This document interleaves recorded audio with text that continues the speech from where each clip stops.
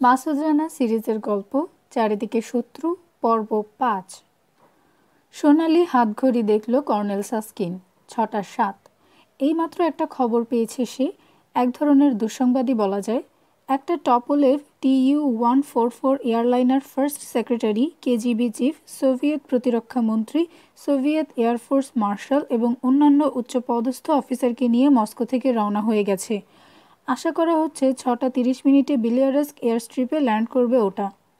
খবরটা হতভম্ব করে দিয়েছে কর্নেলকে। রীতিমতো ঘাবড়ে গেছে সে। কথা ছিল ৯টায় এসে পৌঁছবেন ওরা। সময়টা হঠাৎ কি এগিয়ে নিয়ে আসার কারণ বোধগম্য হলো না তার। কয়েকটা জরুরি কাজ বাকি রয়েছে এখনও, সেগুলো শেষ করার আগেই ওরা যদি এসে পড়েন সব ওলটপালট হয়ে যাবে। রাগে হাত পা গুটিয়ে বসে থাকতে ইচ্ছে হলো তার। মরুগ্গে। কন্ট্রোল টাওয়ারকে সতর্ক করে দেওয়া হয়েছে এয়ারলাইনারের জন্য অপেক্ষা করছে ওরা। রানওয়ের পাশে কয়েকটা টেবিল পাতা হয়েছে। কয়েকজন অফিসার সেখানে বসে একগাদা রিপোর্ট পরীক্ষা করছে। সর্বশেষ সার্চ সম্পন্ন হওয়ার পর তৈরি করা হয়েছে রিপোর্টগুলো। কোনো রিপোর্টই সন্দেহজনক কিছু পাওয়া গেল না। মোদি মোলায়েভার তার বউকে ধরে নিয়ে এসে বেঁধে রাখা হয়েছে বেসমেন্টের একটা সেলে। মারধর করে প্রায় শেষ করে ফেলা হয়েছে লোকটাকে, কিন্তু তবু একটা কথাও তার মুখ থেকে বের করা যায়নি এখনও। প্রথমে বউটার উপর নির্যাতন চালানো হয়েছে স্বামীর চোখের সামনে। কোনো লাভ হয়নি। আক্ষরিক অর্থেই মোলায়েভের গায়ের ছাল তুলে ফেলা হয়েছে। কয়েকজন অফিসারের শুধু শুধু সময় নষ্ট। চেয়ার ছেড়ে উঠল সাস্কিন। টেবিলের পাশে দাঁড়িয়ে ফোনের রিসিভার তুলল সে। দজরজিনস্কি স্ট্রিটের কম্পিউটার রুমে পাওয়া গেল মেজর রোমানভকে। রোমানভ উত্তেজিত, তার গলা কাঁপছে। কমরেড কর্নেল, তাকে আমরা পেয়েছি। কমরেড কর্নেল, আমার কথা শুনতে পাচ্ছেন? জলদি রোমানভ, চেঁচিয়ে উঠল সাস্কিন। তাড়াতাড়ি, সংক্ষেপে বলো। কয়েকজন অফিসার ঘাড় ফিরিয়ে তার দিকে তাকালো। সে একজন পাইলট, পিটি ডাফ, একজন ইসরায়েলি। ইসরায়েলি? হাঁপাচ্ছে কর্নেল, চেহারায় অবিশ্বাস। কিন্তু ট্রেনিং পেয়েছে CIA হেডকোয়ার্টারে, MiG-25 চালাতে জানে। কিন্তু একজন পাইলট কেন রোমানভ? সে কি করবে? MiG-31 সম্পর্কে কিছুই তার অজানা নেই কমরেড কর্নেল। আমার মনে হয়। বলছো MiG-31 হাইজ্যাক করে নিয়ে যেতে এসেছে? না, তা সম্ভব না। ধন্যবাদ রোমানভ, অসংখ্য ধন্যবাদ। রিসিভারটা ছুঁড়ে ফেলে দিল সাস্কিন। হুঙ্কার ছাড়ল। বাস্কি, কোথায় তুমি? মেজর বাস্কি ছুটে এলো। গ্রেফতার করো ওদের, এক্ষুনি, গর্জে উঠল কর্নেল। সারা শরীর কাঁপছে তার। কৈভিস্তু, ইসরাফিলভ আর কর্নিচয়, হাত করা পরিয়ে বেসমেন্টে নিয়ে যাও, কুইক। খারাপ খবর কর্নেল? জানতে চাইল বাস্কি। লোকটা পাইলট। ওরা একজন পাইলটকে পাঠিয়েছে। নিশ্চয়ই প্রজেক্ট এলাকার ভেতর ঢুকে পড়েছে সে। হ্যাঙ্গারে খোঁজো তোমরা সবাই। না, অর্ধেক লোক, গোটা বিল্ডিং সার্চ করো, যাও। টয়লেটটা হ্যাঙ্গারের শেষ মাথায়। দরজা খুলে গেল। ভেতর থেকে ইসরাফিলভকে বেরিয়ে আসতে দেখল কৈভিস্তু। দূর থেকে ছোট্ট দেখালো ইসরাফিলভকে। নিরীহ ভালো মানুষ, কারো কোনো ক্ষতি করতে জানে না। হ্যাঙ্গারের একদিক থেকে আরেক দিকে হেঁটে যাচ্ছে সে, অলস ভঙ্গি, যেন কোনো তাড়া নেই। ওর সাথে একজন গার্ডও ঢুকেছিল টয়লেটে, কিন্তু তাকে বেরোতে দেখা গেল না। PP-2 ছায়া পৌঁছলো ইসরাফিলভ। এখনও টয়লেট থেকে বেরোচ্ছে না গার্ড। মৃদু একটা হাসি ফুটল কৈভিস্তুর ঠোঁটে। নিপাট ভদ্রলোক ইসরাফিলভ। মানুষ খুন করতে পারে, ভাবা যায় না। ওভারঅলের উপর সাদা কোট পরে আছে কৈভিস্তু। ভালো করে গায়ে জড়িয়ে নিল সেটা। ঠান্ডা লাগছে না। কোমরে গোজা অটোমেটিকটা আড়াল করার দরকার ছিল। কর্নিচয়ের দিকে তাকালো না, শুধু ছোট করে মাথা ঝাঁকালো সে। জানে ইঙ্গিত পাবার অপেক্ষায় তাকিয়ে আছে কর্নিচয়। 6টার খানিক পর এয়ারক্রাফটের সমস্ত কাজ শেষ হয়ে যায়। কৈভিস্তু কাজে দেরি করছে সেটা বুঝতে পেরেছিল ফজ, কিন্তু তার ধারণা হয় ভয়ে হাত চলছে না বলে দেরি হচ্ছে। কাজ শেষ হতে ক্যান্টিনে চলে গেছে সে, বন্ধুদের সাথে আড্ডা মারবে। যাবার সময় তার ঠোঁটে বাঁকা হাসি লেগেছিল। শুধু একজন, পিভট। কৈভিস্তুর মতোই সেও একজন ইলেকট্রনিক এক্সপার্ট। হ্যাঙ্গার থেকে বেরিয়ে যাবার সময় কৈভিস্তুর সামনে দাঁড়িয়ে অসহায় ভঙ্গিতে কাজ ঝাঁকিয়েছিল। পিভটের প্রতি কৃতজ্ঞ বোধ করল কৈভিস্তু। কোটের পকেটে হাত ঢুকিয়ে খুদের ট্রান্সমিটারটা ছুঁল সে। বোতামে চাপ দিয়ে ছেড়ে দিলে পিটি ডাভের বাহুতে আটকানো ব্লিপার প্রতি সেকেন্ডে একবার পিপ পিপ করে শব্দ করবে। পিটি ছাড়া আর কেউ সে শব্দ শুনতে পাবে না। শব্দ পেলেই পিটি বুঝবে হ্যাঙ্গারে আসার সময় হয়েছে তার। ঘাড় ফিরিয়ে দরজার দিকে তাকালো কৈভিস্তু। তার সবচেয়ে কাছের গার্ডের মাঝখানে 25 গজের মতো ফারাক। 30 গজের মধ্যে ওরা 4 জন দাঁড়িয়ে রয়েছে। সারা রাত জাগার পরও কারো চেহারায় ক্লান্তির ছাপ নেই। হ্যাঙ্গারের শেষ মাথার দিকে তাকালো কৈভিস্তু। লাল কি যেন একটা লাফিয়ে উঠল। আগুন? শিখা? পর মুহূর্তে সমস্ত সংশয় দূর হয়ে গেল। হঠাৎ লাফ দিয়ে উঠল বিশাল আগুন। ইস্রাফিলভের ছোট্ট কাঠামোটা ঝুঁকেছিল, হঠাৎ সেটা অদৃশ্য হয়ে গেল চোখের সামনে থেকে। আগুনে পড়ল নাকি? দরজার দিকে ফিরছে কৈভিস্তু, সেই সাথে কোমর থেকে বের করেছে অটোমেটিকটা। প্রথমে একজন গার্ড চিৎকার করে উঠল, কয়েক সেকেন্ড আর কোনো শব্দ নেই। তারপর একসাথে চিৎকার জুড়ে দিল সবাই। পুলক অনুভব করল কৈভিস্তু, লাগ ভেলকি। সময় নিয়ে লক্ষ্য স্থির করল কৈভিস্তু। সবচেয়ে কাছের লোকটার বুকে গুলি করল সে। লোকটা পড়ল কি না দেখার ধৈর্য বা আগ্রহ নেই। হ্যাঙ্গারের পেছন দিকে ফিরল আবার। কর্নিচয় তাকে পাশ কাটিয়ে ছুটল। তার মাথার উপর দিয়ে বাতাসে শীষ কেটে বেরিয়ে গেল একটা বুলেট। একটা হেরে গলা থেকে নির্দেশ এলো, গুলি করো না, প্লেনের ক্ষতি হবে, গুলি করো না। এতক্ষণে তীক্ষ্ণ শব্দে বেজে উঠল অ্যালার্ম, কিন্তু গার্ডরা সবাই এখনও হতভম্ব, শুধু চেঁচাচ্ছে আর ছুটোছুটি করছে। বাইরে থেকে নতুন একদল গার্ড ঢুকলো হ্যাঙ্গারে। সরাসরি আগুন লক্ষ্য করে ছুটল তারা। আগুনের সামনে এখন বেশ অনেক লোক। একজন লোককে দেখেই চিনতে পারল কৈভিস্তু, ইস্রাফিলভ। তার সাদা কোট লাল হয়ে গেছে। সারা শরীরে আগুন নিয়ে গার্ডদের ভিড়ের মধ্যে ঢুকে পড়েছে সে, হাত দুটো সামনে বাড়িয়ে দিয়ে। অটোমেটিকটা পকেটে ভরে কর্নিচয়ের পিছু পিছু দৌড়ে আগুনের কাছাকাছি চলে এলো কৈভিস্তু। খুদে ট্রান্সমিটারের বোতাম আগেই টিপে দিয়েছে। জানে রওনা হয়ে গেছে পিটি ডাফ। যে কোনো মুহূর্তে হ্যাঙ্গারে পৌঁছে যাবে সে। একটা ধাক্কা খেলো কৈভিস্তু। হোস পাইপ টেনে নিয়ে যাচ্ছে একজন গার্ড। দেখতে না পেয়ে সেই তার পায়ের উপর পা ফেলেছিল। রিভলভারটা বের করে সরাসরি লোকটার মাথায় গুলি করল কৈভিস্তু। ভিড়, ছুটোছুটি, চেঁচামেচি, তার সাথে যোগ হয়েছে আগুনের শো শো একটানা আওয়াজ। তেলের একটা ড্রাম বিস্ফোরিত হলো। চোখের পলকে 50 হাত পিছিয়ে এলো সবাই। কেউ তার উপর ঝাঁপিয়ে পড়বে অপেক্ষা করছে কৈভিস্তু, কিন্তু তেমন কিছু ঘটল না। লোকটাকে গুলি করেছে সে কেউ দেখেনি। সময় দেখল সে 6:30। ঘাড় ফিরিয়ে পেছন দিকে তাকালো। MiG-31কে ঘিরে ফেলা হয়েছে। অসংখ্য গার্ড পরস্পরের হাত ধরে দাঁড়িয়ে আছে সবাই। হতাশায় কান্না পেল কৈভিস্তুর। একটা পিঁপড়েকেও প্লেনের কাছে ঘেঁষতে দেবে না ওরা। কিন্তু পিটি ডাফকে কি বাধা দেবে ওরা? আগুন ধরাবার পেছনে কি মতলব কাজ করছে ওরা টের পেয়ে গেছে। কৈভিস্তু যে আশা করেছিল তা হবার নয়। তার ধারণা ছিল হ্যাঙ্গারে আগুন লাগলে গার্ডরা সবাই আগুন নেভাতে ছুটবে, কিন্তু না। শত গোলযোগের মধ্যেও কারো না কারো মাথা ঠিকই কাজ করে। সেই রকম কেউ একজন গার্ডদের নির্দেশ দিয়েছে, PP-1কে ঘিরে ফেলো। রক্ত মাংসের দেয়ালের সামনে মেজর মাস্কিকে দেখতে পেল কৈভিস্তু। হাত নেড়ে গার্ডদের নির্দেশ দিচ্ছে। ভারী একটা যান্ত্রিক কণ্ঠস্বর গমগম করে উঠল লাউডস্পিকারে। আগুনের শিখা দ্বিতীয় MiG-31-এর দিকে দ্রুত এগোচ্ছে, সচল লাভার মতো। ধোঁয়ায় ঢাকা পড়ে যাচ্ছে হ্যাঙ্গারের পেছন দিকটা। একই নির্দেশ বারবার আসছে লাউডস্পিকার থেকে। আগুনের কাছে শুধু ফায়ার ব্রিগেডের লোকজন থাকবে, বাকি সবাই সরে আসুন, ভিড় কমান, গার্ডরা যে যার জায়গায় থাকুন। হ্যাঙ্গারের ভেতর একটা ফায়ার টেন্ডার ঢুকলো, সোজা পেছন দিকে ছুটল সেটা। একদল ইউনিফর্ম পরা গার্ড ঢুকলো হ্যাঙ্গারে। ওদের দেখেই কৈভিস্তু বুঝলো তাকে নিয়ে যেতে এসেছে ওরা। তাকে আর তার সহকারী কর্নিচয়কে। ইস্রাফিলভ ওদের নাগালের বাইরে চলে গেছে। পিটিকে নিরাপদে হ্যাঙ্গারে ঢুকতে দেওয়ার এই সুযোগ, ভাবলো কৈভিস্তু। ধরা দেবে না সে, লড়বে। ওকে কোণঠাসা করার জন্য এগিয়ে আসবে ওরা। হ্যাঙ্গারের মুখ থেকে সরে আসতে হবে ওদেরকে। আরও পিছিয়ে যেতে শুরু করলো কৈভিস্তু। কর্নিচয়কে কাছে ডেকে বলল, মরবো কিন্তু ধরা দেব না। তুমি? নিঃশব্দে কোটের পকেট থেকে নিজের অটোমেটিকটা বের করলো কর্নিচয়। হ্যাঙ্গারের দিকে তাকালো ওরা। কোথায় পিটি? কোথায় সে? এখনো আসছে না কেন? কোথায় রানা? হ্যাঙ্গারে কি হচ্ছে ও জানে না। দোতলায় পাইলটদের রেস্ট রুমে 8 ঘন্টা হলো পায়চারি করছে মাসুদ রানা। কারো সাহায্য ছাড়া লেফটেন্যান্ট কর্নেল বেনিনের প্রেসের স্যুটটা পরতে গলদঘর্ম হতে হয়েছে ওকে। লেজগুলো ঠিকমতো বাঁধতে হিমশিম খেয়ে গিয়েছিল ও।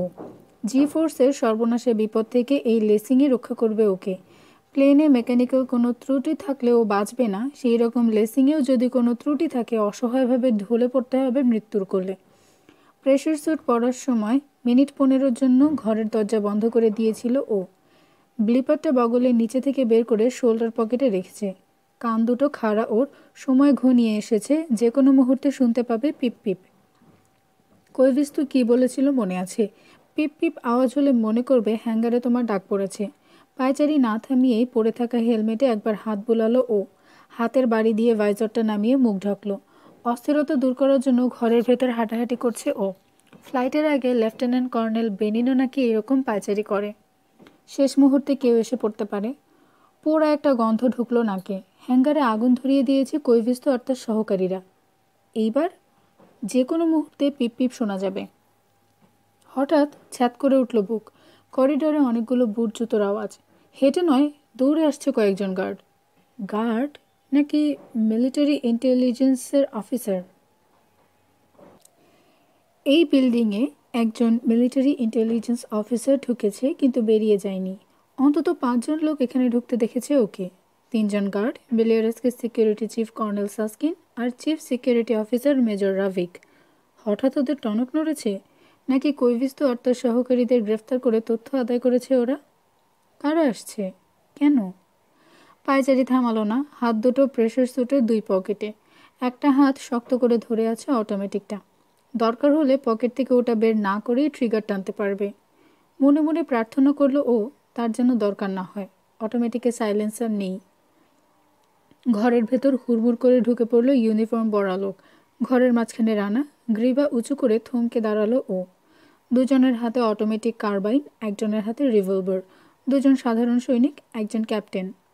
নিঃশব্দে রানার মুখের দিকে তাকিয়ে থাকলো ওরা। দৌড়ে আসায় বা উত্তেজনায় হাঁপাচ্ছে। কি চাই? ভাইজারের ভেতর থেকে রানার কণ্ঠস্বর ফ্যাঁসে শোনালো। একজন ক্যাপ্টেনকে খুঁজছি আমরা, রুদ্ধশ্বাসে বলল রিভলভারধারী। এই বিল্ডিংয়ে ঢুকেছে, কিন্তু বেরিয়ে যায়নি। আপনি তাকে দেখেছেন কর্নেল? পিপ পিপ। প্রতি সেকেন্ডে একজোড়া শব্দ, পিপ পিপ। হ্যাঙ্গারে যাবার ডাক এসে গেছে। মনে মনে অস্থিরতা অনুভব করলো রানা। পোড়া গন্ধটা বাড়ছে। কমরেড, ফ্লাইটের আগে আমি ঠিক স্বাভাবিক মানুষ থাকি না, বলল রানা। তাছাড়া কে এলো কে গেল সেটা দেখা আমার কাজ নয়। এই বিল্ডিং রাক্ষসে মাছ নয় যে তোমার মতো একজন চুনোপুটি ক্যাপ্টেনকে গিলে ফেলবে। দেখো, হয়তো কোথাও বসে ঘুমোচ্ছে। ক্যাপ্টেনের চেহারা লাল হয়ে উঠল, কিন্তু অপমানটা বিনা প্রতিবাদে হজম করলো সে। ফ্লাইটের আগে লেফটেন্যান্ট কর্নেল বেনিনের মানসিক অবস্থা কী হয় জানা আছে তার। বলল, লোকটা আসলে কমরেড ভুয়া পরিচয় দিয়ে প্রজেক্ট এলাকার ভেতর ঢুকে পড়েছে। মিলিটারি ইন্টেলিজেন্সে দিমিত্রি অদ্রিক নামে কেউ নেই, অথচ গেটের গার্ডকে সে ওই নামের একটা কার্ড দেখিয়ে ভেতরে ঢুকেছে। কতক্ষণ আগে? তা প্রায় ঘন্টা 3 তো হবেই। রাগে ফেটে পড়ল রানা। এই তোমাদের কাজের নমুনা? 3 ঘন্টা পেরিয়ে গেছে, এতক্ষণ কি তোমরা নাকে তেল দিয়ে ঘুমোচ্ছিলে? জি না, মানে মেজর রাভিক তাকে দেখেছিলেন, কিন্তু চিনতে পারেননি। হঠাৎই একটু আগে তার মনে হয়েছে লোকটার চেহারা আগে কখনো দেখেননি তিনি। ফাইল চেক করতে গিয়ে আসল ব্যাপারটা ফাঁস হয়ে গেছে। ওই নামের কোনো লোক। বুঝলাম, কর্কশ সুরে বলল রানা। লোকটা তাহলে কে? কী তার উদ্দেশ্য? সে একজন বিদেশি এজেন্ট কমরেড, ঢোক গিলে বলল ক্যাপ্টেন। সম্ভবত ইসরায়েলি। উদ্দেশ্য খুব খারাপ, MiG-31 সাবোটেজ করার জন্যই। অথচ এখনও তোমরা আমার সাথে গল্প করছো? প্রায় মার মুখো হয়ে তেড়ে এলো রানা। ভাগো, যাও এখান থেকে, অকর্মার দল, বেরো। পিছিয়ে গেল 3 জনই, পরস্পরের মুখ চাওয়াচাওয়ি করলো। এই সময় করিডোরে আরও বুটের আওয়াজ হলো। 5-7 জন গার্ডকে দেখা গেল দরজার সামনে। ভেতরে না ঢুকে উকি দিয়ে প্রেশার স্যুট পরা পাইলটকে দেখলো তারা, তারপর আবার করিডোর ধরে ছুটল। আমরা এই রেস্ট রুম সার্চ করতে এসেছি কমরেড কর্নেল, আমতা আমতা করে বলল ক্যাপ্টেন। বলা তো যায় না। বিপদ টের পেল রানা। হ্যাঙ্গারে যাবার ডাক আসছে, কিন্তু এরা এখানে উপস্থিত থাকতে ঘর থেকে বেরোতে পারবে না ও। ফ্লাইটের অফিসিয়াল সময় এখনও হয়নি। মিথ্যে কোনো অজুহাত দেখিয়ে যদি নিচে নামতে চায়, সন্দেহ করবে ওরা। আবার ওরা যদি ঘর সার্চ করে, লকারগুলো নিশ্চয়ই খুলে দেখবে। লেফটেন্যান্ট কর্নেল বেনিন রয়েছে একটা লকারে। রেস্টরুম সার্চ করবে? দাঁড়িয়ে পড়ল রানা। কেন? বললাম না আমি এখানে কাউকে দেখিনি। পিপ পিপ। চলে এসো রানা। কমরেড কর্নেল, লোকটা আপনার আগে এই বিল্ডিংয়ে ঢুকেছে, বলল ক্যাপ্টেন। তাকে সমর্থন করে মাথা ঝাঁকালো গার্ড 2 জন। আমরা লকারগুলো খুলে দেখব, হয়তো একটার ভেতর লুকিয়ে আছে। করিডোরে আবার বুটের আওয়াজ। আমি একা, ভাবল রানা। ওরা 3 জন। গুলির আওয়াজ হলে করিডোর থেকে ওরা সবাই রাইফেল উঁচিয়ে ভেতরে ঢুকবে। পিপ পিপ। দেরি হয়ে যাচ্ছে রানা। লকারে ভেতর থেকে তালা দেওয়ার কোনো ব্যবস্থা নেই, বলল রানা। হাতল ধরে টেনে দেখো কোনটা খোলা। চাবি নিয়ে এসেছি কমরেড, বলল ক্যাপ্টেন। ভাইজারে ঢাকা রানার মুখের দিকে একদৃষ্টে তাকিয়ে আছে সে। সবগুলো লকার খুলে দেখব আমরা। থামল সে, যেন রানা কোনো প্রশ্ন করবে তার জন্য অপেক্ষা করছে। কিন্তু রানা চুপ করে আছে দেখে আবার বলল, ভুয়া ক্যাপ্টেনের সহযোগী কেউ থাকতে পারে, হয়তো আমাদেরই কোনো লোক সে। অদ্রিক লকারে ঢোকার পর সহযোগী হয়তো বাইরে থেকে তালা লাগিয়ে দিয়েছে, পরে সময় মতো তালা খুলে তাকে বেরিয়ে আসার সুযোগ করে দেবে। পিপ পিপ, চলে এসো চলে এসো। তীরে এসে তরি ডুববে। বিপদ কাটাবার কোনো উপায় দেখছে না রানা। জোরে জোরে নাক টানল ও। কিসের যেন গন্ধ পাচ্ছি ক্যাপ্টেন। হ্যাঙ্গারে ওরা আগুন লাগিয়ে দিয়েছে কমরেড, বলল ক্যাপ্টেন। ওরা? 3 বেঈমান। এক পা সামনে এগুলো রানা। MiG-31? আগুন নেভাবার চেষ্টা চলছে। PP-2কে হয়তো শেষ পর্যন্ত রক্ষা করা যাবে না। আমাকে তাহলে যেতে হয়। অস্থির দেখালো রানাকে, দরজার দিকে এগোলো ও। ঠিক পথ রোধ করলো না, তবে ট্রাফিক পুলিশের মতো একটা হাত তুলে ক্যাপ্টেন বাধা দিল রানাকে। ব্যস্ত হবেন না কমরেড, PP-1-এর কাছ থেকে আগুন অনেক দূরে। কোনো আশঙ্কা দেখা দিলে ওটাকে নিরাপদ জায়গায় সরাবার অনেক লোক আছে ওখানে। তাছাড়া আমরা সার্চ করার সময় এখানে আপনার থাকা দরকার। কোথায় আমার থাকা দরকার সেটা তোমার কাছ থেকে শিখতে হবে না, বলে দরজার দিকে আবার এগোলো রানা। এছাড়া আর কোনো উপায় খোলা নেই। ওরা এখন ওকে বাধা দিতে পারে, দিলে পাল্টা আঘাত হানতে হবে। ক্যাপ্টেনকে পাশ কাটাবার সময় মৃদু একটু ধাক্কা দিতে হলো, কারণ রানার পথ থেকে এক চুল সরল না সে। লোকগুলোকে ছাড়িয়ে এলো রানা। শরীরের সমস্ত পেশি টান টান হয়ে আছে। 2 সেকেন্ডের মধ্যে কামরা থেকে বেরিয়ে যাবে ও, কিংবা বাধা পাবে। দোরগোড়ায় পৌঁছে গেছে রানা। ক্যাপ্টেন আর গার্ড দুজন ঘুরে গেছে, রানার মাথার পেছনে তাকিয়ে আছে তারা। ক্যাপ্টেন ইতস্তত করছে, হাতের রিভলভার রানার পিঠ লক্ষ্য করে ধরা। বেরিয়ে যাবে রানা, এই সময় বাধা। একজন গার্ড ছুটে এলো, কামরায় ঢুকতে গিয়ে ধাক্কা খেলো রানার সাথে। লোকটা হাঁপাচ্ছে। কর্নেল বেনিন, হ্যাঙ্গারে আপনাকে দরকার, আগুন নেভানো যাচ্ছে না। কে পাঠিয়েছে তোমাকে? জেরা করার সুরে জানতে চাইল ক্যাপ্টেন। মেজর বাস্কি। ঘাড় ফিরিয়ে ক্যাপ্টেনের দিকে তাকালো রানা। তোমার নামে আমি অভিযোগ করব ক্যাপ্টেন, তুমি আমার সাথে বেয়াদপি করেছো। গার্ডকে পাশ কাটিয়ে করিডোরে বেরিয়ে এলো রানা, ছুটল সিঁড়ির দিকে। নতুন গার্ড পিছু নিল। যেন কোনো নিঃশব্দ ইঙ্গিত পেয়ে 2 ইহুদির কাছ থেকে ধীরে ধীরে পিছিয়ে যেতে লাগলো সব লোকজন। নিঃসঙ্গ, আলাদা হয়ে পড়ল ওরা। না থাকলো লুকাবার জায়গা, না কোনো আড়াল। আধখানা চাঁদের আকৃতি নিয়ে সৈনিকদের একটা দল ধীরে ধীরে এগিয়ে আসছে ওদের দিকে। হ্যাঙ্গারের ভেতর ধোয়া, চোখ ডলছে সবাই, খক খক করে কাশছে। সরাসরি আগুন থেকে সিলিংয়ের দিকে কুণ্ডলি পাকিয়ে উঠছে ধোয়া, তারপর নামতে শুরু করে খোলা দরজার দিকে ভেসে যাচ্ছে। আগুন এখনও নেভেনি। আরও 2টো তেলের ড্রাম বিস্ফোরিত হওয়ায় তার বিস্তৃতি প্রায় নাগালের বাইরে চলে যাচ্ছে। তবে PP-2কে রক্ষা করার জন্য প্রাণপণ চেষ্টা করে যাচ্ছে ফায়ার ব্রিগেডের লোকজন। লাউড হেইলারের আড়ালে ঢাকা পড়েছে মেজর রাভিকের মুখ। তার কর্কশ যান্ত্রিক কণ্ঠস্বর বাকি সব আওয়াজকে ছাপিয়ে উঠেছে। হাতের অস্ত্র ফেলে দিন এক্ষুনি, তা না হলে গুলি করার নির্দেশ দেব আমি। ফেলে দিন, হাতের অস্ত্র ফেলে দিন। কী বার করার আছে, ভাবল কর্নিচয়। পাশে দাঁড়ানো কৈভিস্তুর দিকে তাকালো সে। হ্যাঙ্গারের খোলা দরজার দিকে উদ্বেগ আর প্রত্যাশা নিয়ে তাকিয়ে আছে কৈভিস্তু। তার সমগ্র অস্তিত্ব থেকে বিস্ফোরিত হচ্ছে একটা প্রশ্ন, কোথায় পিটি, কোথায় কোথায়? প্রথমটার সাথে আরও একটা ফায়ার টেন্ডার যোগ দিয়েছে। দমকল কর্মীরা এয়ারক্রাফট আর হ্যাঙ্গারের মেঝে ঢেকে দিচ্ছে ফোম দিয়ে। এরই মধ্যে ইস্ট্রাফিলেবের গায়ের আগুন নিভিয়ে ফেলেছে তারা, কিন্তু পুড়তে আর কিছু বাকি নেই তার। মাংস পোড়ার উৎকট গন্ধে বমি আসে। 2 ইহুদির চারপাশে এখন অনেক লোক। এখনও তারা ধীরে ধীরে পিছিয়ে যাচ্ছে। কারো পরনে সাদা কোট, কেউ ওভারঅল পরে আছে। এরা সবাই টেকনিশিয়ান আর বিজ্ঞানী।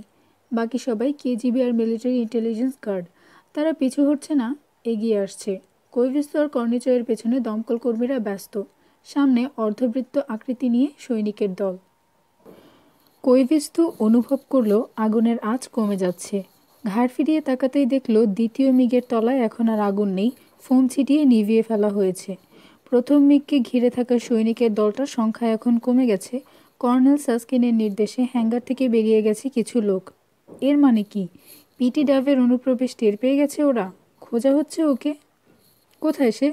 10 মিনিট হয়ে গেল, খুদে ট্রান্সমিটারের বোতাম টিপে দিয়েছে ও। বোতাম টেপার 3 মিনিটের মধ্যে হ্যাঙ্গারে চলে আসার কথা তার। আর কয়েক সেকেন্ডের মধ্যে সে যদি না আসে, তারপর এলেও এয়ার কিংয়ের ককপিটে উঠতে পারবে বলে মনে হয় না। তাকে আর কর্নিচয়কে খুন করার পর সৈনিকের দলটা ফিরে যাবে PP-1কে পাহারা দেওয়ার জন্য।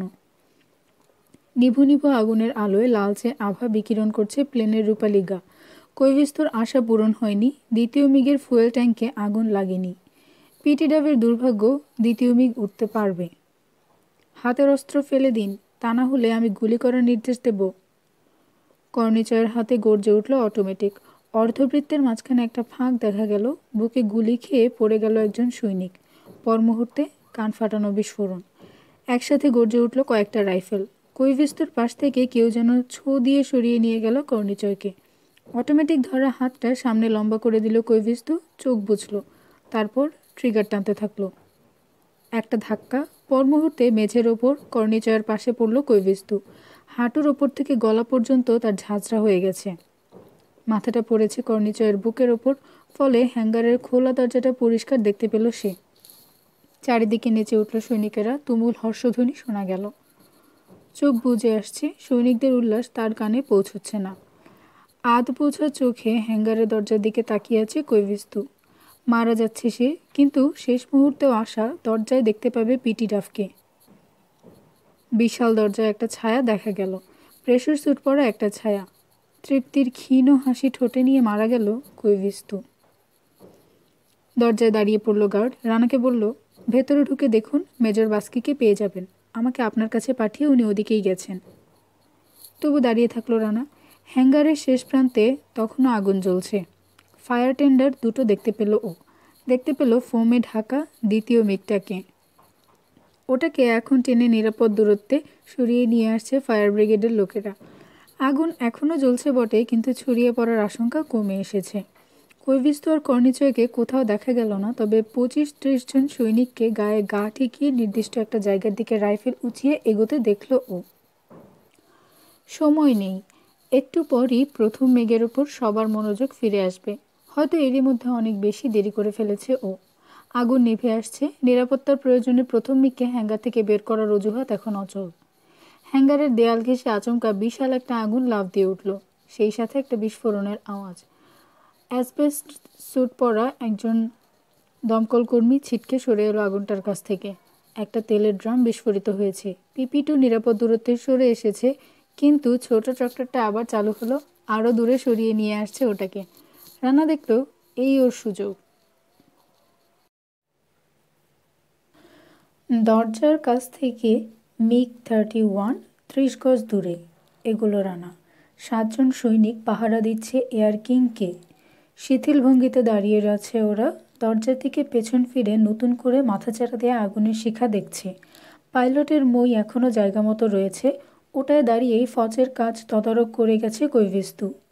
30 গজ পেরিয়ে এলো রানা। মইয়ের গায়ে হেলান দিয়ে দাঁড়িয়ে আছে একজন সৈনিক, কনুই দিয়ে তার পাঁজরে গুঁতো মারল রানা। ডিউটির সময় সিধে হয়ে দাঁড়াতে হয় সোলজার, মৃদু তিরস্কারের সুরে বলল ও। সিধে হলো সৈনিক, লেফটেন্যান্ট কর্নেল বেনিন মনে করে ঠকাস করে স্যালুট ঠুকল। দেখা দেখি বাকি 6 জনও। মই বেয়ে উঠতে শুরু করলো রানা। পেছন ফিরে নিচে তাকালো না ও, তাকালে দেখতে পেত স্যালুট করলেও চোখের সংশয় আর দ্বিধা নিয়ে পরস্পরের মুখ চাওয়াচাওয়ি করছে 7 জন।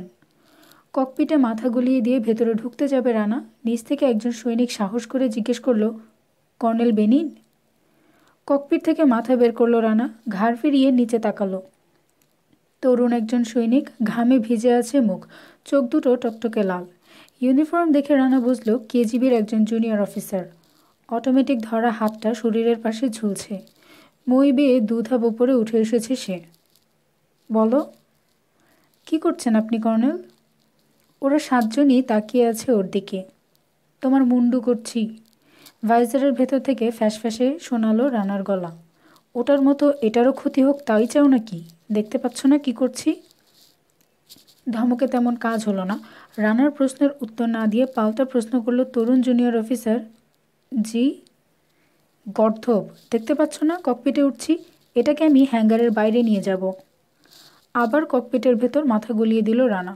ভেতরে ঢুকে বসে পড়ল পাইলটের সিটে। হাত দিয়ে প্যারাশুটের স্ট্র্যাপ খুঁজছে। এই ফাঁকে একটু ঝুঁকে নিচে তাকালো ও। মই থেকে নেমে 20 কয়েক পা দূরে দাঁড়িয়ে আছে তরুণ সৈনিক। বাকি 6 জনও রয়েছে তার সাথে। মুখ তুলে ককপিটের দিকে তাকিয়ে আছে 7 জন। পাইলটকে পরিষ্কার দেখতে পাচ্ছে ওরা।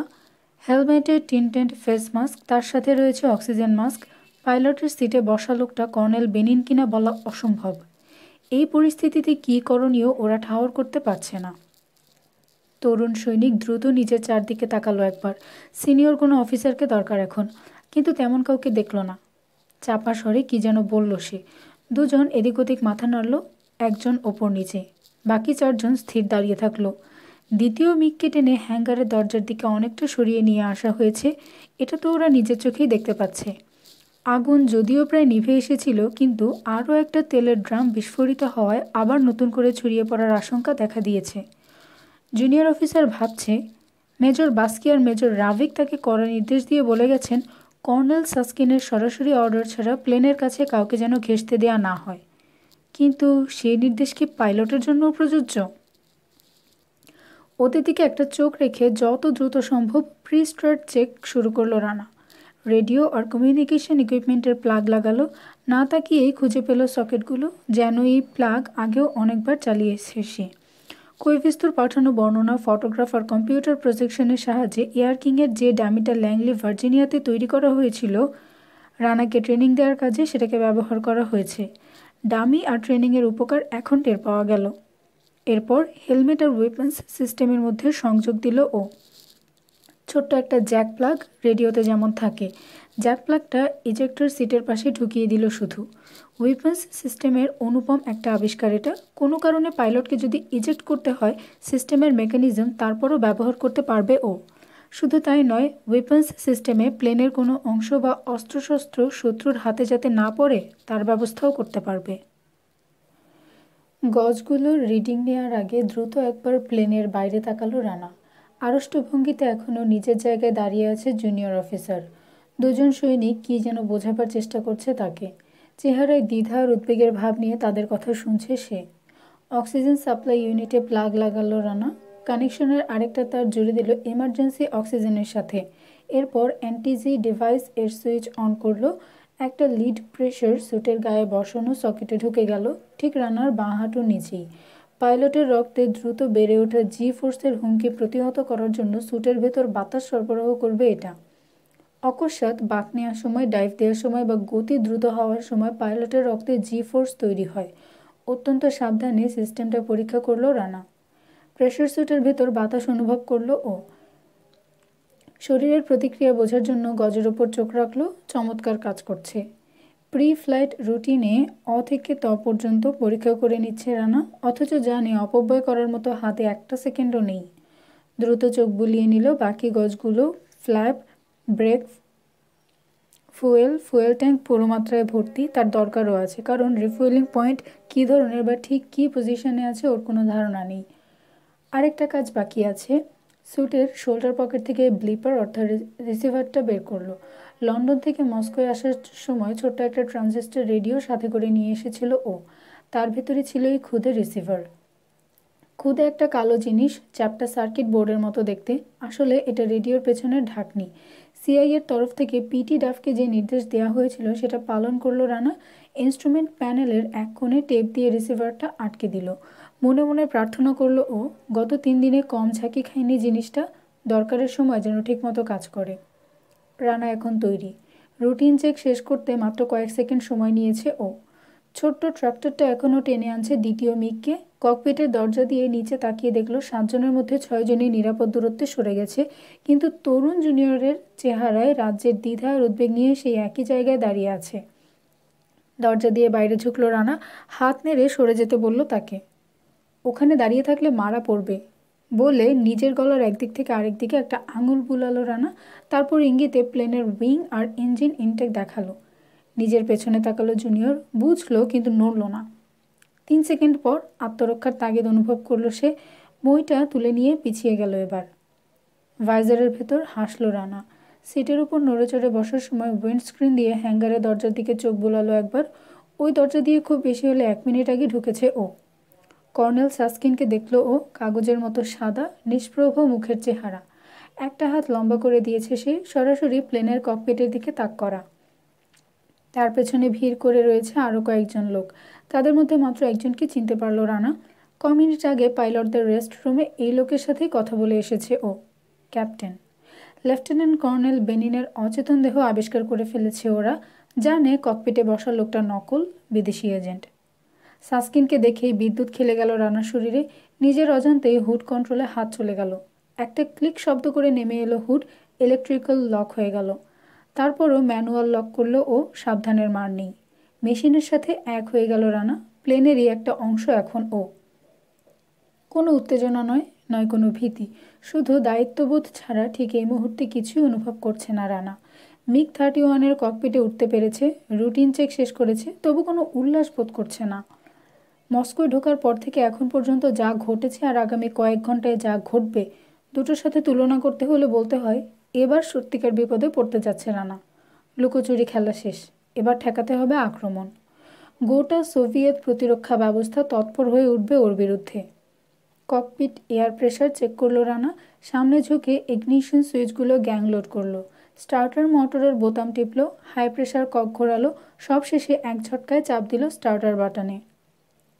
ককপিট থেকে ফিউজিলাজের মাঝখানে কোথাও একজোড়া বিস্ফোরণের আওয়াজ হলো। কাজ শুরু করলো কার্টিস। কালচে ধোয়ার একজোড়া কুণ্ডলি পাক খেয়ে বেরিয়ে এলো ইঞ্জিন থেকে। টারবাইন ঘোরার আওয়াজ দ্রুত থেকে দ্রুততর হলো। জাইরো ইনস্ট্রুমেন্ট চেক করলো রানা, ফ্ল্যাশিং লাইট চোখে পড়লো, অর্থাৎ ফুয়েল বুস্টার পাম্পের কথা ভুলে গেছে ও। বোতাম টিপতেই প্যানেল থেকে অদৃশ্য হলো আলোটা। সন্তর্পণে থ্রোটল খুলল ও, চোখ রয়েছে RPM গজের ওপর। 27 পয়েন্ট পর্যন্ত উঠে এলো কাটা। সাইড উইন্ডো দিয়ে বাইরে তাকালো ও, কর্নেল সাস্কিন আর তার দুই সঙ্গী যেন স্টার্টার কার্টিজের বিস্ফোরণে প্রাণ ফিরে পেয়েছে। লম্বা লম্বা পা ফেলে প্লেনের দিকে ছুটে আসছে তারা। কিন্তু রানার দ্রুতগতি অ্যাকশন আর মেশিনের সাড়া দেওয়ার তুলনায় মনে হলো ওরা যেন পানির তলায় নড়াচড়া করছে, এতই মন্থর গতিতে যে এখন আর রানাকে বাধা দেওয়া সম্ভব নয়। একটা রিভলভার বা পিস্তল দেখল রানা, সরাসরি ককপিটের দিকে তাক করা। ককপিটের উপর দিয়ে হিস করে বেরিয়ে গেল bullet. JPT, jet pipe temperature, গজের উপর একটা চোখ রেখে আবার একটু একটু করে থ্রোটল খুলতে শুরু করলো রানা, যতক্ষণ না RPM গজের কাটা 55%-এ পৌঁছলো। এবার ব্রেক রিলিজ করে দিল রানা। এতক্ষণ MiG-31-কে আটকে রেখেছিল ব্রেকগুলো, ছাড়া পেয়ে ঠিক গড়াতে শুরু না করে অনেকটা যেন পিছলে সামনের দিকে ছুটল। সামনে হ্যাঙ্গারের বিশাল দরজা, বাইরের আকাশে দিনের প্রথম আলো ফুটবো ফুটবো করছে। অনেক লোক, গুণে শেষ করা যায় না, প্রাণপণে দরজার দিকে ছুটছে। উদ্দেশ্য বুঝতে অসুবিধা হয় না, দরজা বন্ধ করে দিয়ে ঠেকাতে চায় রানাকে। কিন্তু রানার চোখে ওরাও যেন পানির তলায় নড়াচড়া করছে। অনেক দেরি করে ফেলেছে ওরা, ইয়ারকিংয়ের সাথে পাল্লা দিতে গিয়ে দ্রুত পিছিয়ে পড়ছে। আবার একবার গজগুলোর বুস্টার পাম্প চেক করলো রানা। হ্যাঙ্গারের দরজা দিয়ে বেরিয়ে এলো MiG-31। মিররে চোখ রেখে ও দেখলো হ্যাঙ্গারের ভেতর থেকে পিলপিল করে বেরিয়ে আসছে ইউনিফর্ম পরা সৈনিকরা। দু একজনকে শটান পড়ে যেতেও দেখলো ও, বোধহয় প্রিয় বস্তু হারাবার শোকে জ্ঞান হারিয়ে ফেলেছে।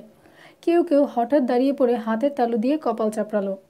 দীর্ঘদেহী একজনের উপর চোখ পড়ল রানার, মাথার চুল ছিঁড়ছে। ঠিক চেনা গেল না, মনে হলো কর্নেল সাস্কিনের সাথে লোকটার চেহারার মিল আছে। ট্যাক্সিওয়ে থেকে রানওয়ের দিকে ছুটে চলেছে MiG-31। রাডার আর ডিফারেন্সিয়াল ব্রেকিং ব্যবহার করে বাঁক নিল রানা। MiG-31 উঠে এলো রানওয়েতে। প্লেনটাকে সিধে করার সময় আরও একবার সব কিছু চেক করে দেখে নিল ও। খুব জোরে বড় করে একটা শ্বাস টানলো, তারপর পুরোপুরি খুলে দিল থ্রোটল। প্রচণ্ড একটা ঝাঁকি খেলো রানা, সেই সাথে এই প্রথম অদ্ভুত এক উল্লাসে রোমাঞ্চিত হয়ে উঠল সারা শরীর। বেপরোয়া গতিতে ছুটে চলল MiG-31। 165 নট এলিভেটর কন্ট্রোল চালু করে দিল রানা। ইয়ারকিং রানওয়ে ত্যাগ করলো। রানওয়ের সাথে সম্পর্ক বিচ্ছিন্ন হতে প্লেনের গতি আরও একটু বাড়ল। আন্ডার ক্যারিজ তুলে নিল রানা। এই পাওয়ার কন্ট্রোল সিস্টেমের সাথে ওর পরিচয় নেই। অনভ্যস্ত হাতে প্লেনটাকে নিয়ন্ত্রণ করতে গিয়ে মাত্রা ঠিক রাখতে পারল না, ফলে ঘন ঘন একবার এদিক একবার ওদিক কাত হয়ে পড়ল ডানাগুলো। প্রায় খারাপভাবে ওপরে আকাশের দিকে উঠে যাচ্ছে প্লেন। উদীয়মান সূর্যের আলোয় ঝিক করে উঠল কি যেন নাকের একটু ডান দিক ঘেঁষে। স্টিক টানল রানা, ডান দিকে ঠেলে দিল। প্লেন বাঁক নিতে শুরু করতেই অ্যান্টি-জি প্রেশার অনুভব করলো ও। ওভার কন্ট্রোলের ফলে আধ পাক ঘুরে গেল এয়ারকিং। একটা ডানা মাটির দিকে তাক করা। দ্রুত হাত চালিয়ে ডানা দুটোকে সোজা করলো ও। বাঁদিকে নিচে আর পেছনে তাকালো। একটা টুপোলেভ T-14 বেলিয়ারাস এয়ারস্ট্রিপে ল্যান্ড করার জন্য ছুটে আসছে।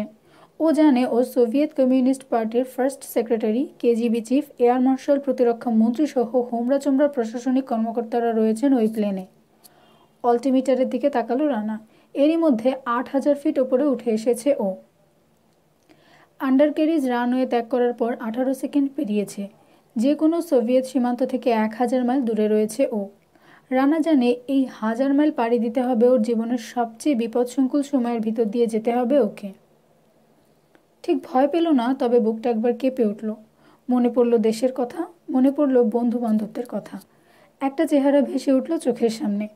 অত্যন্ত শক্তিশালী ওয়্যারলেস সেট সামনে নিয়ে ধ্যানমগ্ন ঋষির মতো বসে রয়েছেন মেজর জেনারেল অবসরপ্রাপ্ত রাহাত খান। কাঁচা পাকা ভুরুচোরা কুঁচকে আছে। রানা কোথায় কি করছে জানার জন্য আকুল হয়ে আছে তার মন। আরেকজনের চেহারা দেখতে পেল রানা। নুমার ডিরেক্টর, মার্কিন প্রেসিডেন্টের বন্ধু অ্যাডমিরাল জর্জ হ্যামিল্টন। রানাকে তিনি কথা দিয়ে রেখেছেন, যেভাবেই হোক সিআইএ হেডকোয়ার্টারে সশরীরে উপস্থিত থাকবেন তিনি।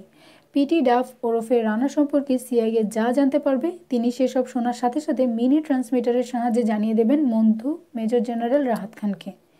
আর কিছু না হোক, আপন মনে হাসল রানা। ও মারা গেলে প্রায় সাথে সাথেই খবরটা পেয়ে যাবে বুড়ো। দুঃখ এই যে ওর মৃত্যু সংবাদ পেয়ে বুড়ো ফুপিয়ে ফুপিয়ে কাঁদবে কিনা সেটা দেখার কোনো সুযোগ হবে না। সমস্ত চিন্তার কল্পনা মন থেকে ঝেড়ে ফেলল রানা। ভেতর থেকে ঠেলে বেরিয়ে আসছে একটা আত্মপ্রত্যয় বোধ। পেরেছে ও। MiG-31 চুরি করতে পেরেছে। এখন বাড়ি ফেরার পালা। ব্যর্থতার গ্লানিতে নত হয়ে আছে মাথা। প্যাসেঞ্জার গ্যাংওয়ে ধরে টুপোলেভ Tu-144-এ উঠে এলো কর্নেল সাসকিন। টুপোলেভ Tu-144 ফার্স্ট সেক্রেটারির ব্যক্তিগত বাহন। মার্কিন প্রেসিডেন্টের ব্যক্তিগত প্লেন এয়ারফোর্স ওয়ানের সাথে এটার কোনো অমিল নেই। দুটো প্লেন থেকেই দু দেশের কর্ণধার যে কোনো জরুরি পরিস্থিতিতে প্রয়োজনীয় ব্যবস্থা নিতে পারেন। যে যার প্লেন থেকে পৃথিবীর যে কোনো দেশের সাথে মুহূর্তের মধ্যে যোগাযোগ করতে পারেন তারা। মন্ত্রী বা সমরনায়কদের সাথে কথা বলতে পারেন। সরাসরি যোগাযোগ রাখতে পারেন ফাইটার স্টেশন আর মিসাইল ঘাঁটিগুলোর সাথে। দুটো প্লেনেই পুরোদস্তুর ওয়ার কমান্ড অফিস রয়েছে। সরাসরি সেখানেই ঢুকল সাসকিন। ইতিমধ্যে ফ্লাইট ডেকের আলট্রা হাই ফ্রিকোয়েন্সির মাধ্যমে MiG-31 চুরির খবর পেয়ে গেছেন ফার্স্ট সেক্রেটারি আর তার সফরসঙ্গীরা। এয়ারক্রাফটের মিলিটারি কমান্ড সেকশনে ঢুকে সাসকিন দেখল সোভিয়েত রাশিয়ার সবচেয়ে প্রভাবশালী 4 কর্মকর্তা ডিম আকৃতির কমান্ড টেবিলে বসে আছেন। First secretary, KGB chief Ulrich Bieglev, air marshal Mikhail আর যুদ্ধমন্ত্রী ফিওদর বাকুনিন। ফার্স্ট সেক্রেটারি বসেছেন টেবিলের মাথায়, গোড়ার দিকে বসেছেন যুদ্ধমন্ত্রী, টেবিলের বাকি দুধারে সামনাসামনি বসেছেন কেজিবি চিফ আর এয়ার মার্শাল। আড়ষ্ট ভঙ্গিতে স্যালুট ঠুকল সাসকিন। চোখের দৃষ্টি নাক বরাবর সোজা স্থির করে রাখল। চুরুট আকৃতির কামরার শেষ প্রান্তে একজন রেডিও অপারেটরের মাথার পেছনটা দেখা যাচ্ছে। সাসকিন উপলব্ধি করল 4 জন মহারথীর তীক্ষ্ণ দৃষ্টি বিদ্ধ করছে তাকে। সে জানে কমান্ড টেবিলে প্রজেকশন ইকুইপমেন্ট আছে। বোতাম টিপলেই টেবিলে ফুটে উঠবে রাশিয়া বা পৃথিবীর যে কোনো অংশের ম্যাপ। কেজিবির ব্যর্থতা মানে চিফ বিয়েগলেভের মাথা কাটা গেছে। প্রকাণ্ড লালচে মুখ থমথম করছে তার। বুনো আর একগুয়ে ষাঁড়ের মতো মাথা নিচু করে আছেন, কিন্তু চোখের পাপড়ি আর ভুরুর ভেতর দিয়ে তাকিয়ে আছেন কর্নেলের দিকে। হাবভাব দেখে মনে হয় পারলে কাঁচা চিবিয়ে খেতেন সাসকিনকে। নিস্তব্ধতা ভাঙলেন ফার্স্ট সেক্রেটারি। সাসকিন এখনও আড়ষ্ট ভঙ্গিতে স্যালুট দিয়ে রয়েছে। তাকে স্বাভাবিক হতে বা বসতে বলা হয়নি। চোখের কোণ দিয়ে এসে দেখল ফার্স্ট সেক্রেটারি মুখ তুললেন। তার সোনালি ফ্রেমের চশমা ঝাড়বাতির আলো লেগে ঝিক করে উঠল। কর্নেল সাসকিন, আপনি আমাদের ব্যাখ্যা করে বলবেন ঠিক কী ঘটেছে? প্রশ্ন করলেন ফার্স্ট সেক্রেটারি। তার কণ্ঠস্বর শান্ত, কিন্তু কর্তৃত্বের সুর পরিষ্কার কানে বাজল। দেখে মনে হলো তিনি উদ্বিগ্ন নন, ব্যস্ত তো ননই। রেডিও থেকে ক্ষীণ হিস শব্দ আসছে, তাছাড়া আর কোনো আওয়াজ নেই। রানা MiG-31 নিয়ে চলে যাবার পর প্রায় 3 মিনিট পেরিয়ে গেছে, অথচ এখনও কিছু করা হয়েছে বলে মনে হলো না। একটা ঢোক গিলল সাসকিন। সে ধরে নিয়েছিল তার বস তাকে জেরা করবে, ধমকাবে, গালিগালাজ করবে, আর সবশেষে হয়তো প্লেনের ভেতরেই গুলি করে মেরে ফেলবে। আসলে এ ধরনের পরিস্থিতিতে ঠিক কী হয় তার কোনো অভিজ্ঞতা ছিল না।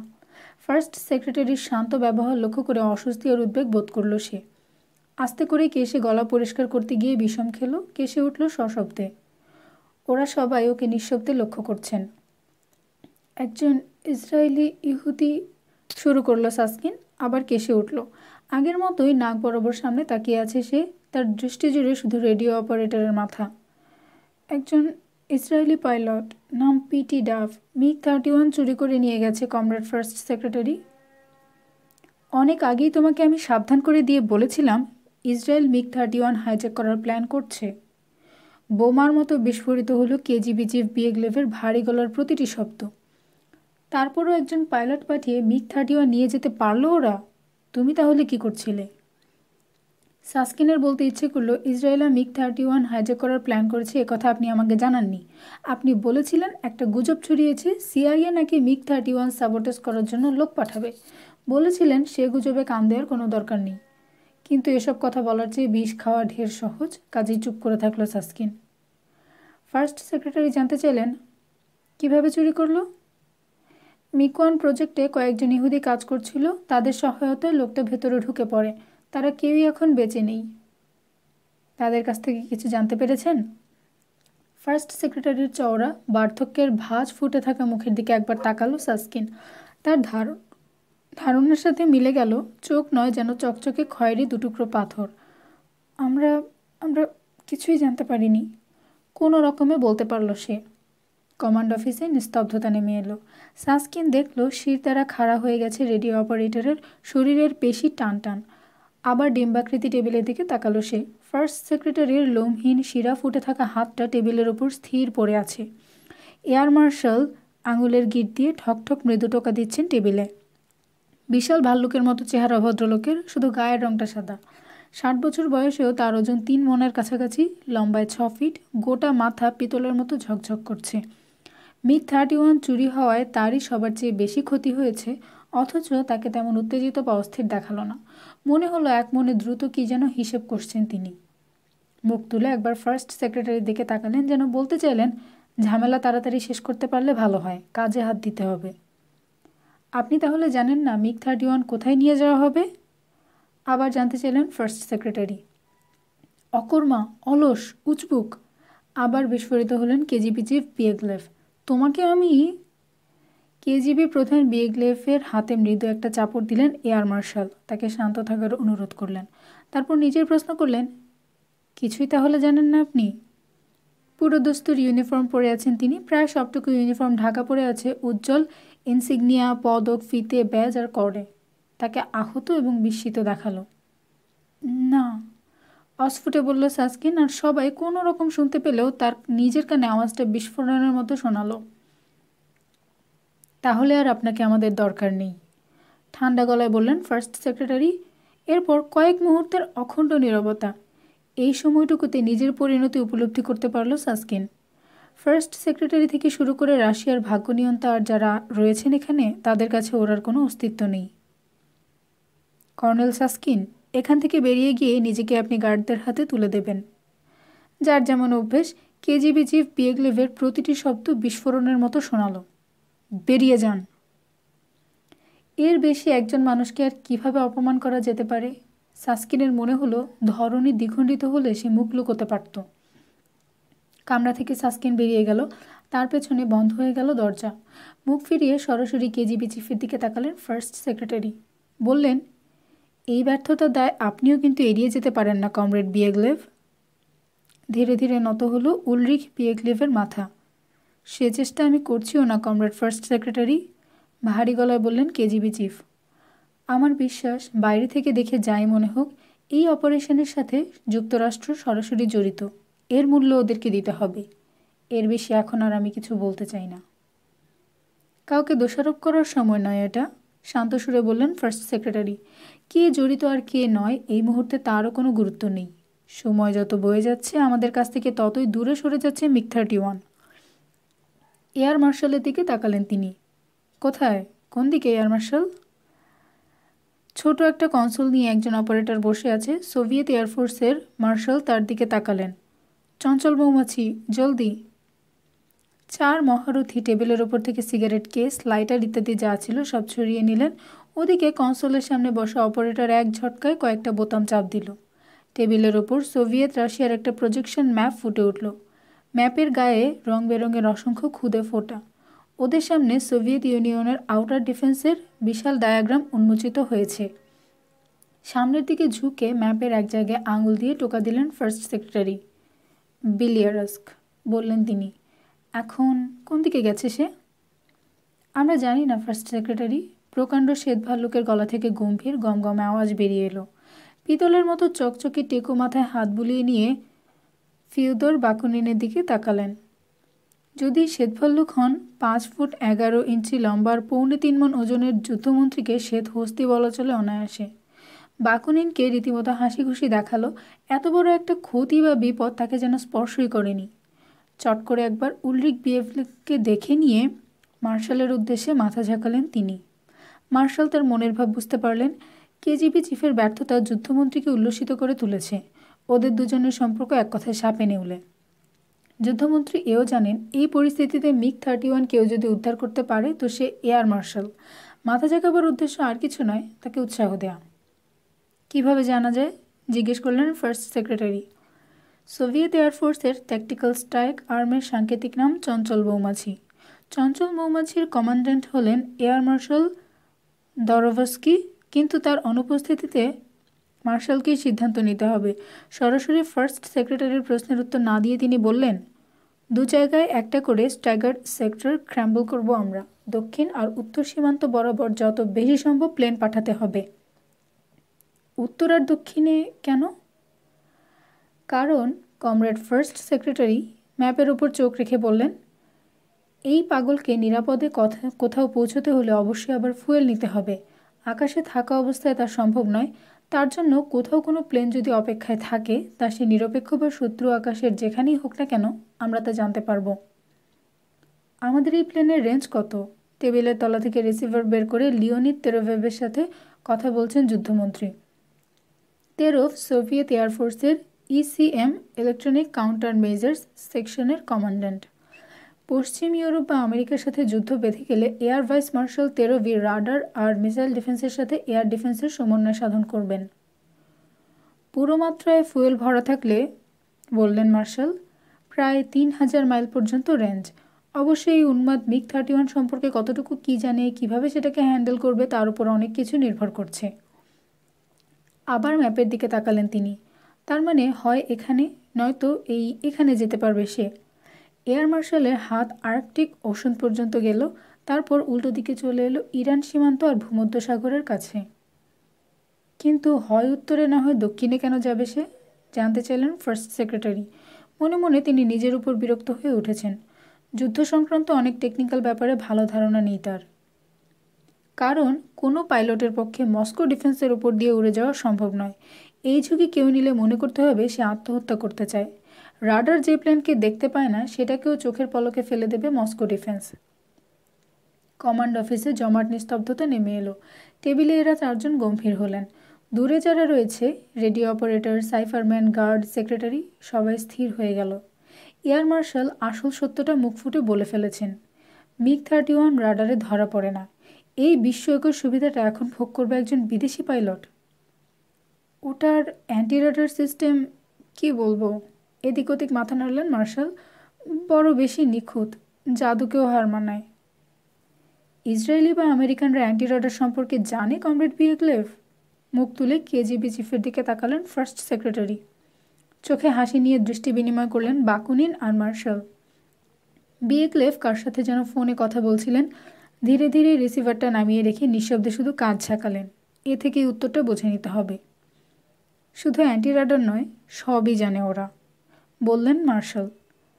মাফ করবেন কমরেড বিয়েগলেভ, একটা কথা না বলে পারছি না। আপনার কেজিবিতে শুধু ফুটো আর ফুটো, তা না হলে একজন পাইলট এতদূর পর্যন্ত আসতে পারত না। ফার্স্ট সেক্রেটারি এই প্রথম গম্ভীর ভারী গলায় বললেন, এখন কোনো অভিযোগ নয়, আমি অ্যাকশন চাই। কতটা সময় পাচ্ছি আমরা এয়ার মার্শাল? হাত ঘুরে দেখলেন তিনি। 6:22। মিগ-31 আকাশে উঠেছে 7 মিনিট হলো। যেদিকেই যাক সোভিয়েত সীমান্ত পেরোতে 1000 মাইলের উপর পাড়ি দিতে হবে তাকে, কমরেড ফার্স্ট সেক্রেটারি।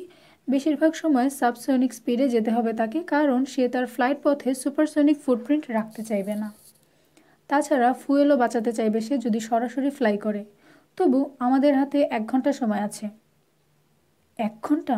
মাত্র 1 ঘন্টা? ফার্স্ট সেক্রেটারি উপলব্ধি করলেন এ ধরনের টেকনিক্যাল ব্যাপারের সাথে তার ভালো পরিচয় নেই।